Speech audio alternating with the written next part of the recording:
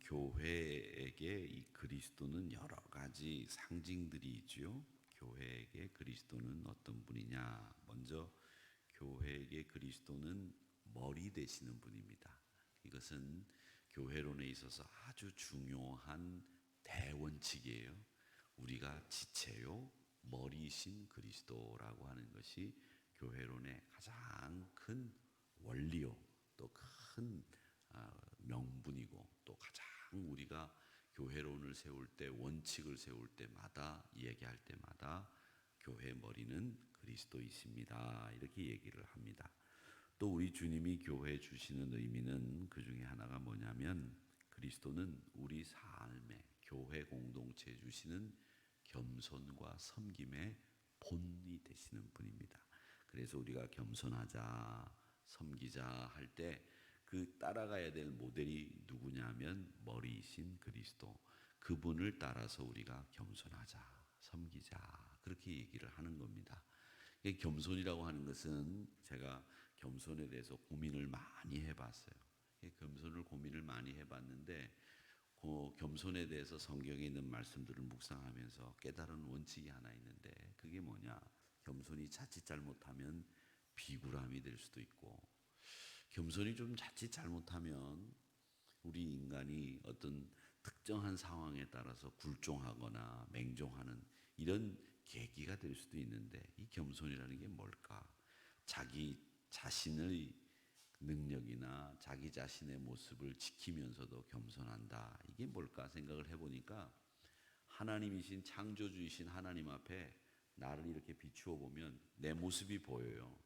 그러니까 하나님 앞에 나를 딱 비추어 보면 내가 보인단 말이죠. 그때 깨닫는 것들이 이 겸손이라고 저는 생각을 합니다. 사람들 앞에서 나를 봐서 이렇게 비교해서 깨닫는 게 아니라, 전능하신 하나님 앞에 딱 내가 섰을 때, 야, 이건 내까지 게 진짜 아무것도 아니구나, 이걸 깨닫는 거죠. 그러면서 하나님의 그 놀라우신 능력 앞에서 내가 하찮은, 미약한 그런 허물 많은 존재라고 하는 것을 깨닫는 순간에 내가 발견하게 되는 내 삶의 행동거지, 내 삶의 가치관, 이런 것들이 다 함께 뭐라고 불러야 되냐면 겸손, 이렇게 불러야 된다는 거죠. 그만큼 하나님이라고 하는 그 놀라운 능력의 주 앞에 섰을 때는 내가 정말 하찮은 존재로 보일 수밖에 없다. 그때 내가 느끼는 내 마음의 감정들, 생각들, 이런 걸 통틀어서 겸손이다, 이렇게 이야기한다는 거죠. 또 이 그리스도를 생각해 보면, 그리스도는 우리 안에 내 삶의 모델이고 따라가야 되는 가장 중요한 삶의 주인공, 그분이 그리스도라고 하는 것을 우리는 꼭 깨달아야 됩니다. 그래서 우리가 품어야 될 마음이 누구의 마음이냐? 오늘 말씀해 보니까 그리스도의 마음을 품으세요, 이렇게 이야기를 합니다. 그리스도의 마음을 품으면 우리가 하나 됩니다, 이렇게 이야기를 하는 거죠. 그래서 구원을 이루는 교회 공동체는 예외 없이 목사님이나 장로님이나 권사님이나 집사님이나 저나 다 한결같이 가져야 되는 마음가짐이 있는데, 그 마음가짐이 그리스도의 마음.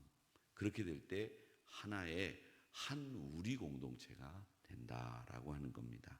자, 그러면 이 예수님의 겸손이라고 하는 것은 어떤 겸손이었느냐? 오늘 말씀에 보면 겸손의 최고조인 예수님의 겸손은 신이었습니다. 하나님이었습니다. 신적인 권위가 있었어요. 그런데 그 신적인 권위인 하나님과 동등됨을 취하지 않고, 자기 지위를 남용하거나 움켜쥐지 않고, 오늘 여기 말씀해 보면 자기를 종의 형체를 가져서, 몸을 가지셔서 낮아지셨다라고 하는 말씀을 하시고 있습니다. 그러니까 하나님의 능력을 가지고 있고 신적인 권위를 가지고 있는 분이 낮아지셔서 인간이 되셨다는 거예요. 인간이, 그 하찮은 인간이 되셨다, 그렇게 말씀을 하시면서 뭐라고 여기를 얘기하고 있느냐면, 이런 얘기를 하고 있습니다. 그 주님이 우리를 향해서 이렇게 얘기해요. 6절에 보면 그는 근본 하나님의 본체이시나 하나님과 동등됨을 취할 것으로 여기지 아니하시고라고 하는 이 말씀을 쓰셨는데, 이 여기지 않는다라는 말은 무슨 말이냐면요, 생각을 그렇게 하지 않았다는 뜻이에요. 그러니까 본래는 어떤 분이에요? 하나님이에요. 본래는 신이에요. 본래는 하나님의 권위를 가지고 계세요. 그런데 그 생각으로는 하나님이심에도 불구하고 하나님처럼 생각하지 않으셨다는 거예요. 그분이 왕이에요. 왕자예요. 그런데 자기를 종으로 생각하고 왕복을 벗어버리고 평민의 옷을 입고 내려와서 인간과 같이 뛰놀고 인간의 희로애락을 경험하고 인간의 고충을 들어주시고, 그러면서 그 우리의 가장 큰 문제를 해결해 주시기 위해서 당신이 그 자리에 오셨다, 그겁니다. 그러니까 원래는 그분의 신분은 왕이에요. 그러니까 여기셨다라는 말이 여기서 그렇게 쓰이고 있다라고 하는 것을 여러분 아시기를 바랍니다. 그래서 7절 8절에 보면 우리 주님이 성육신 하시고 십자가에 죽기까지 이 이야기를 하시고 있다라는 겁니다. 여러분, 이렇게 자신을 낮추는 일이 우리에게 꼭 필요합니다. 왜? 교회 머리이신 그리스도를 본받아 우리의 삶의 기준이 되시는 그리스도를 본받아서 우리가 낮추고 겸손하게 그렇게 신앙생활하는 것이 맞다라는 이야기를 하시는 겁니다.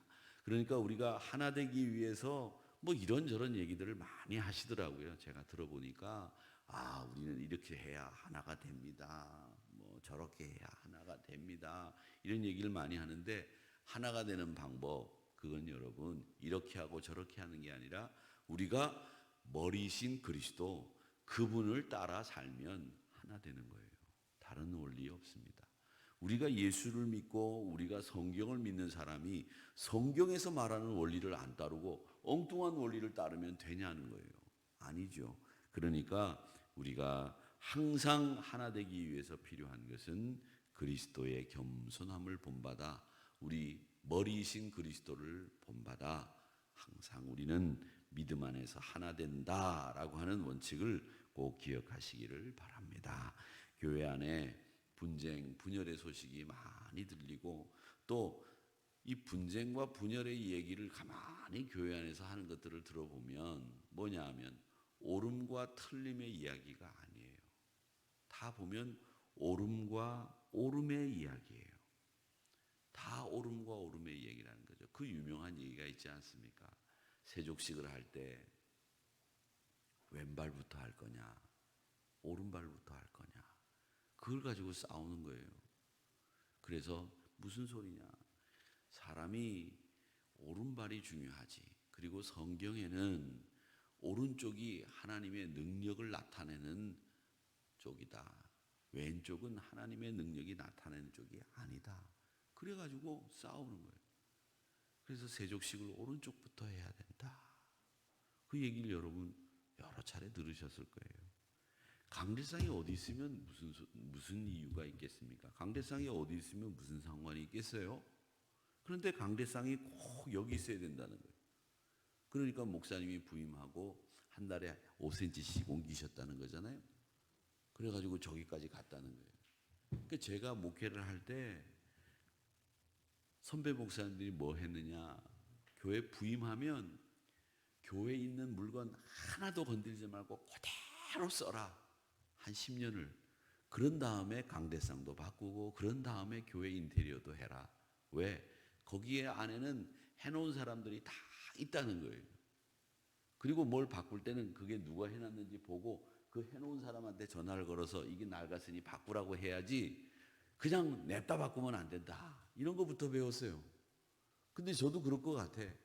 내가 그냥 헌금을 해가지고 강대상을 탁 해놨는데 새 목사가 와가지고 그 강대상 낡았다고 냅다 버리고 다른 강대상을 딱 해놔서 교회에 가서 떡 보니까 자기가 헌금해서 세워놓은 그 강대상이 없어졌어. 그게 낡았든 안 낡았든 상관이 없는 거예요. 바친 사람 입장에서는. 그러니까 여러분, 이런 걸 보면 교회 안에 일어나는 일들은 다 뭐냐면 옳음과 틀림의 얘기가 아니라 서운함과 또 섭섭함과 이 싸움이고 옳음과 옳음의 싸움이에요. 그러니까 서로 옳다는 주장에서 한 걸음도 물러서지 않는 거죠. 예수 믿는 사람들은 예수 믿는 사람들은 또 얼마나 고집들이 셉니까? 저부터 시작해서. 안 그래요? 여기 고집 안 센 분 어디 있어요? 손 들어봐요. 다 보니까 고집 세네. 한 고집 하니까 30년씩 예수 믿는 거지. 그거 하나만 봐도 알잖아요. 안 그래요? 고집 안 셉니다, 목사님. 그렇게 얘기하실 분들 여기 계실는지 모르겠지만 여기 보면 다 권사님들이고 장로님들이고 그런데 그 고집이 얼마나 대단했으면 지금까지 예수님 딱 붙잡고 신앙생활 했어요.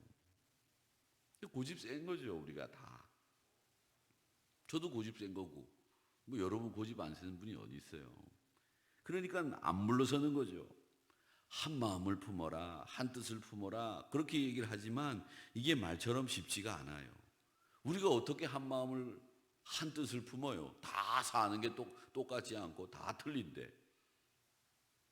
오늘 아침에 돌아가셔서도 어떤 분은 죽을 드실 거고 어떤 분은 샐러드만 드실 거고 어떤 분은 아침에 굶으실 거고 어떤 분은 밥 잘 차려서 드실 분도 계시고 다 틀려요.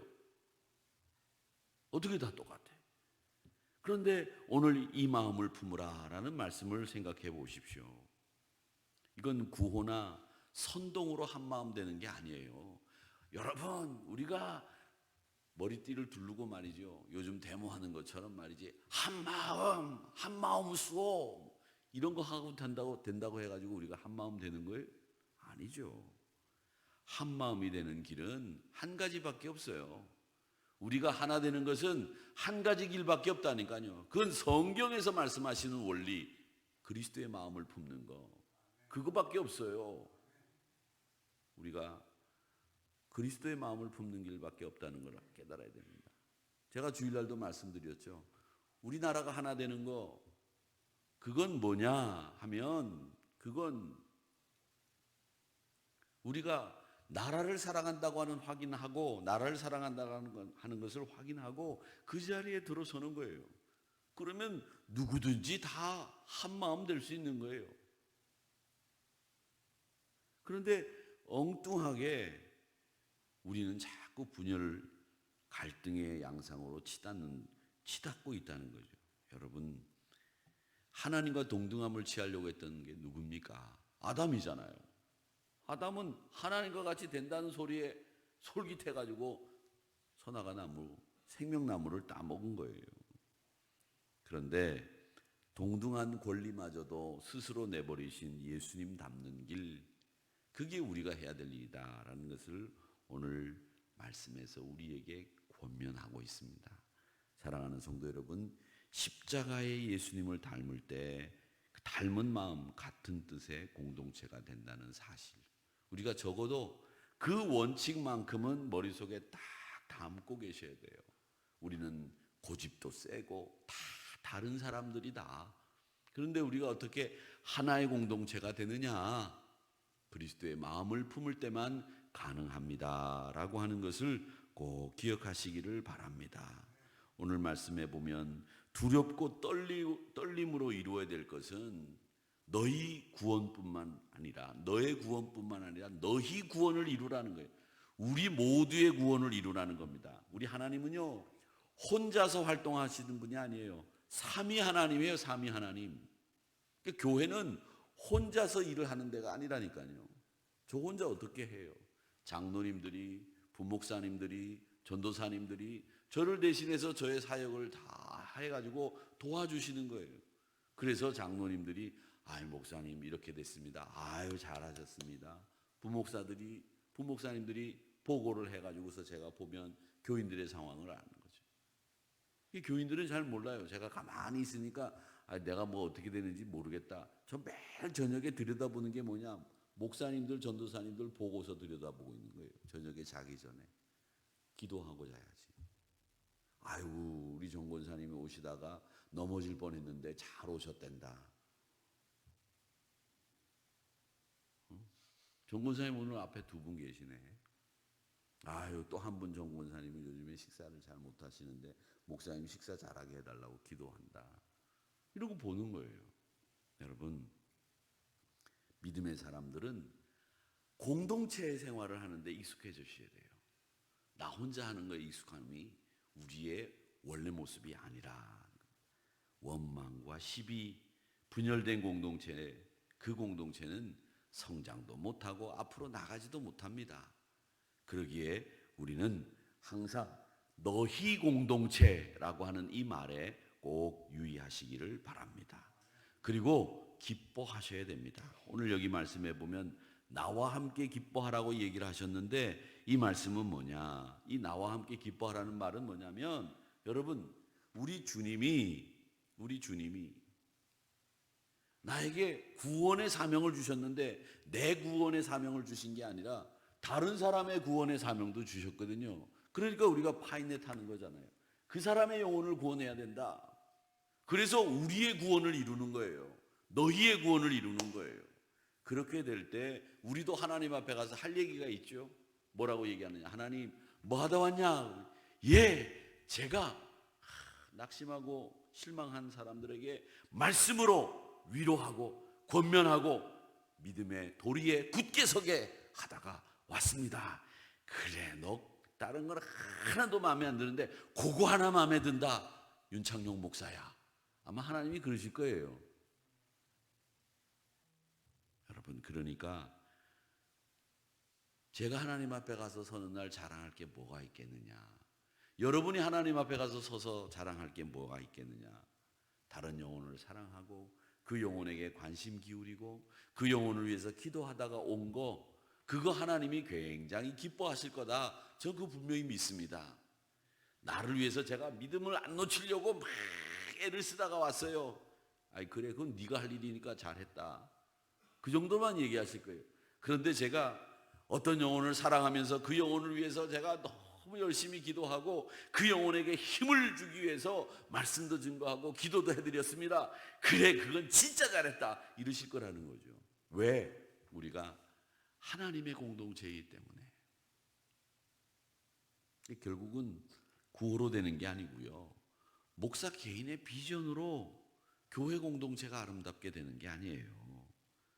여러분, 우리 교회 공동체가 아름답게 되기 위해서는 여러분 한 분 한 분이 품고 있는 예수 비전, 그걸 가지고 예수의 마음을 품을 때 가능하다.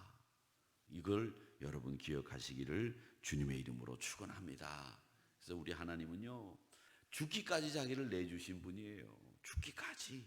이건 사랑 말고는 설명할 길이 없는 사랑. 그게 우리 하나님의 사랑이고요. 우리 하나님은 자기를 내어주는 거예요. 그러니까 대신 어떤 걸 이렇게 주는 게 아니에요. 우리는 어떤 다른 사람을 도와줄 때 대신 하잖아요. 대신. 그런데 하나님은 대신이 없어. 자기가 직접 자기 몸을 내어주신 거예요.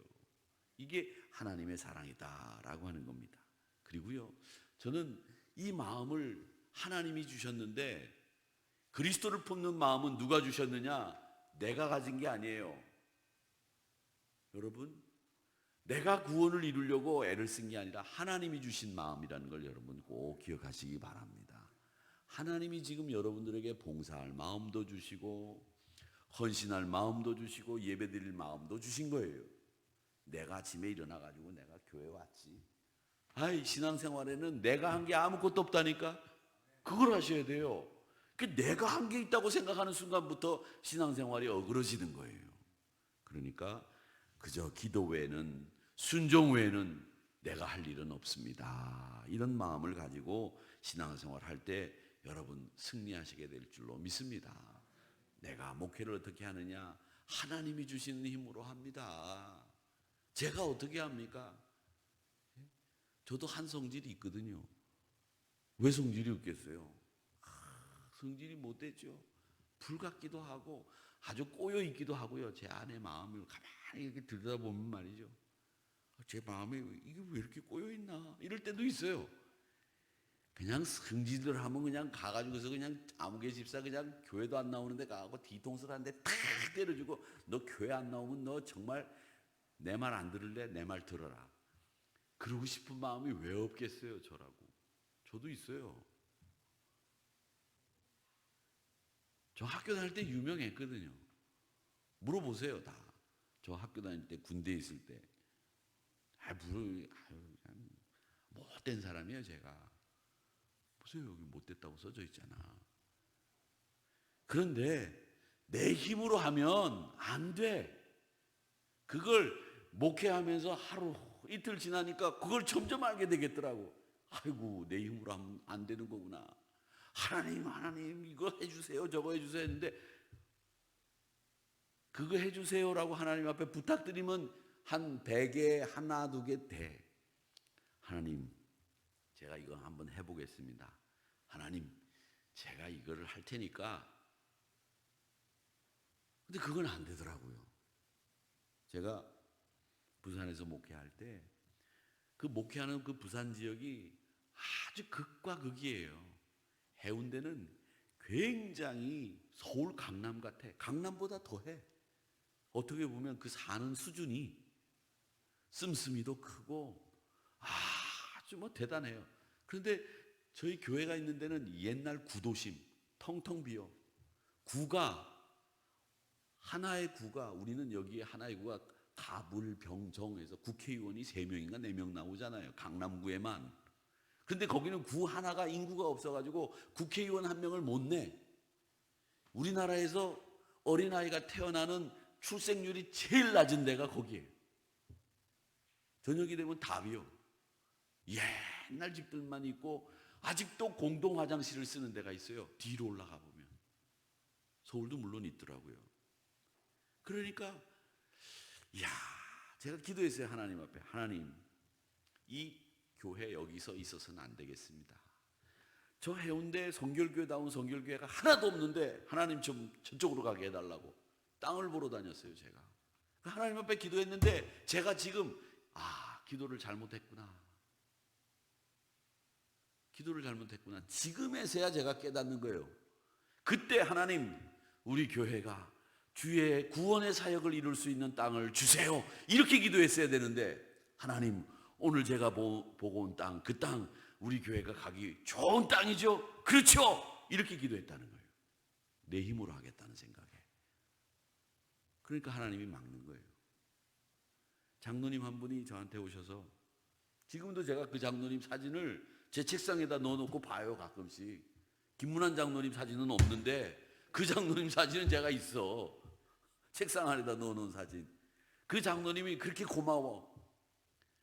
다른 게 고마운 게 아니에요. 그 장로님이 저한테 무슨 밥을 매일 사주고 옷을 사주고 넥타이 한 번도 안 사줬어. 그런데 그 장로님이 안 잊혀져. 고마워. 왜 고맙냐?